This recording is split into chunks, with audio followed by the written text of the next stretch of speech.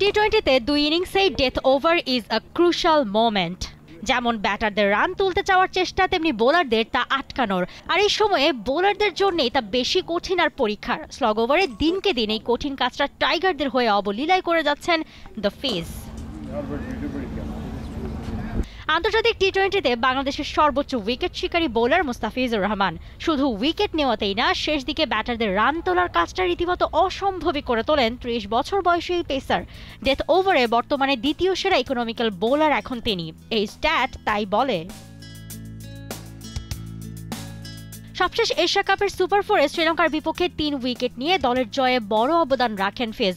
বিশেষ করে লঙ্কানদের বিপক্ষে 19তম ওভারে বল হাতে নিয়ে রানের গতি একেবারেই থামিয়ে দেন কাটার মাস্টার।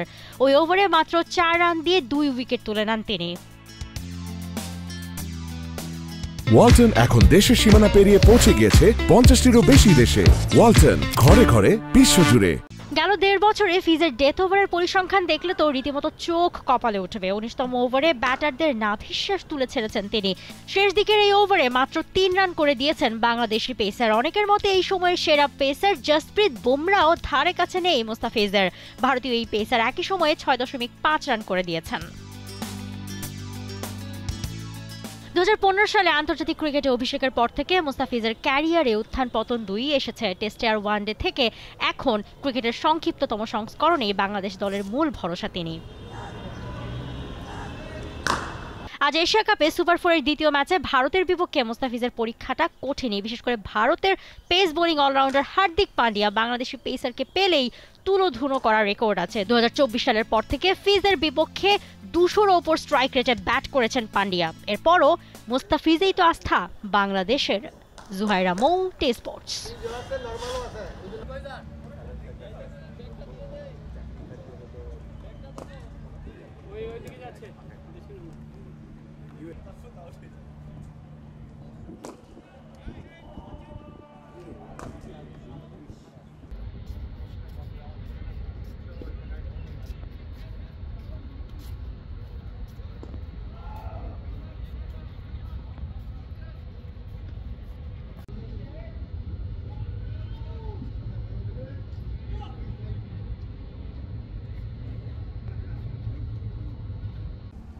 তোর কিছু পাওয়া যায় না।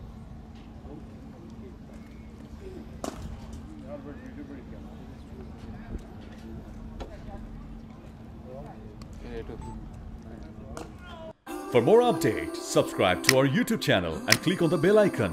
Follow us on Facebook and Instagram. Download T-Sports app to enjoy exciting games and highlights. Visit tsports.com.